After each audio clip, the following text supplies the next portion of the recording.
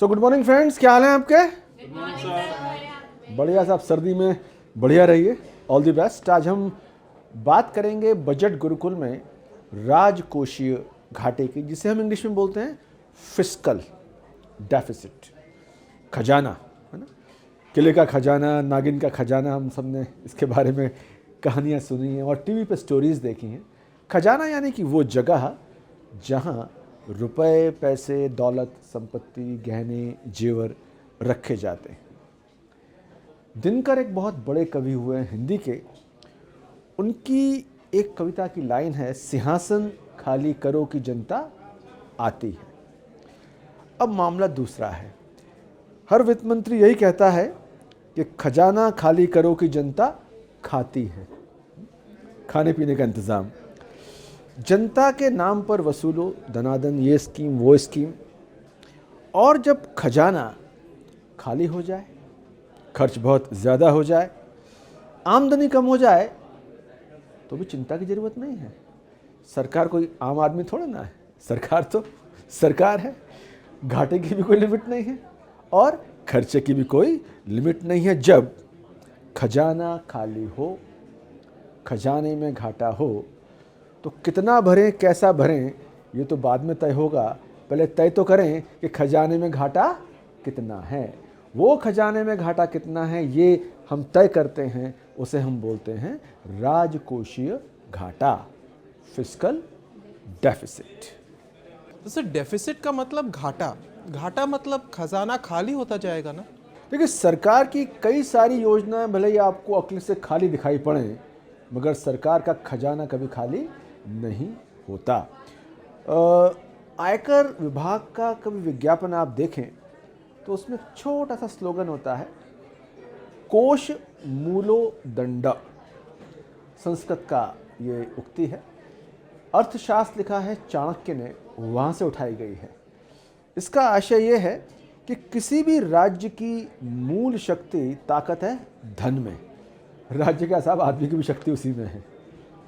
लेकिन इसको दूसरे तरीके से समझें कि जब सरकार का डंडा घूमता है, सरकार अपनी शक्ति दिखाती है, तो सारा धन सरकार के पास आ जाता है। खजाना खाली हो, सरकार डरा के धमका के कानून से आपकी जेब से पैसे निकाल के ले जाए, उसे सरकार कहते हैं। डरा के धमका के कोई और अगर आपकी जेब से पैसे ले जाए तो उसे गुंडा कहते हैं। कुल मिला के अपनी जेब से पैसा कोई निकालना नहीं चाहता, लेकिन सरकार को संविधान ने, संसद ने ये शक्तियां दी हैं कि आप पैसा निकलवा सकते हैं। खजाना खाली है तो भी, खजाना खाली नहीं है तो भी। तो सवाल है कि कितना निकलवाया जाए, कितना उधार लिया जाए, कितना कहाँ से उधार लिया जाए। उससे पहले ये तो पता हो कि घाटा कितना है, खजाना खाली कितना है।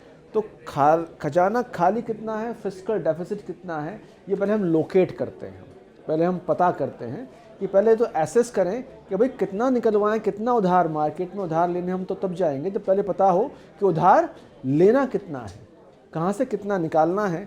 तो खजाने में कितना घाटा, ये एसेस करने की एक्सरसाइज होती है राजकोषीय घाटा। राजकोषीय घाटा दिखा के सरकार उधार मांगती है, टैक्सेस लगाती है और तरह तरह से जुगाड़ करके अपना खजाने का घाटा पूरा करती है। सर, लेकिन सरकार उधार लेकर खजाना भरती है, ये तो अच्छी बात नहीं है ना? बिल्कुल आप ठीक कह रही हैं। आप जो बात कह रही हैं, आपकी दादी से लेके बड़े बुजुर्ग तक यही बात कहते हैं कि उधार लेकर काम नहीं चलाना चाहिए। बल्कि हमें तो समझाया गया कि भाई उधार सिर्फ इमरजेंसी में लिया जाना चाहिए। लेकिन ये बात आम आदमी पर लागू होती है, सरकार इस बात को नहीं फॉलो करती।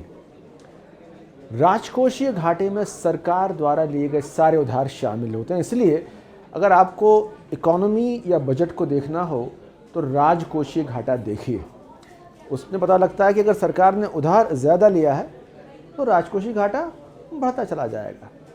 जैसे मैं आपको बताऊं, 2022-23 में सरकार ने ये बताया था हमको कि जीडीपी का 6.4%। अब सवाल है जीडीपी क्या है? जीडीपी समझिए इकोनॉमी का साइज़ जितना है। 100 रुपये अगर इकोनॉमी का साइज़ है तो उसमें 6.4% फिस्कल डेफिसिट राजकोषीय घाटा रहेगा, यानी तमाम उधार लेके सरकार इतने घाटे में रहने वाली है। अब सवाल है कि 6.4% कम माने ज़्यादा माने। रेफरेंस पॉइंट है कि 3% से ज़्यादा अगर फिस्कल डेफिसिट है तो ये चिंता की बात है। जब हम कहते हैं ना, आम आदमी की ज़िंदगी में आप अगर 20,000 कमा रहे हैं और अगर आप 15,000 EMI में देने वाले हैं उधार के, तो फाइनेंशियल पोजीशन ठीक आपकी नहीं है। सरकार के मामले में विद्वानों का मानना है 3% से ऊपर अगर राजकोषीय घाटा हो तो आप समझिए उधारी बहुत तेज़ी से बढ़ती चली जा रही हैं। समझने की बात यह है कि 2021-22 में ये फिस्कल डेफिसिट रहा था 6.9%। उससे पहले का साल था कोरोना वाला 2020-21। GDP का रहा था 9.2% फिस्कल डेफिसिट। 9.2% तो आप समझिए कि असहनीय है, पर सवाल है कि वो वक्त भी असहनीय था। कोरोना, लॉकडाउन, लोगों के जॉब्स चले गए, तरह तरह के खर्चे, तरह तरह की प्लानिंग। तो चलो एक या दो बार आपने खर्चा ज़्यादा कर दिया, लेकिन बाद में उसको लाइन पे लेके आना पड़ेगा। पर सवाल यह है साहब कि अगर सरकार उधार लेती है तो हमें क्या चिंता होनी चाहिए? सरकार ने उधार लिया, सरकार देगी। हमें एक चीज़ समझनी ये चाहिए कि सरकार लाएगी कहाँ से देने के लिए? वो आएगा तो मेरे और आपकी जेब से ही ना। हमने एक और क्लास में डिस्कस किया था कि सरकार हर साल जितना खर्चा प्रस्तावित करती है बजट में, उसका एक बड़ा हिस्सा जाता है पुराने लिए गए उधार का ब्याज देने में। तो ब्याज भी तो सरकार आपसे मुझसे वसूलेगी ना। तो अगर सरकार कर्जा ले रही है तो बहुत सिंपल सी बात है, बाज़ार में 4 कर्जे लेने वाले हैं, रेट ऑफ इंटरेस्ट 6%, 8 लेने वाले हैं तो बढ़ जाएगी। अब सवाल है, जब सरकार ही सारा कर्ज मार्केट से ले लेगी तो आप जैसे छोटे मोटे काम करने वाले बिजनेसमैन, उसको कर्ज महंगा मिलेगा ना। अगर सरकार कर्ज नहीं लेगी तो मार्केट में कर्ज लेना आसान हो जाएगा।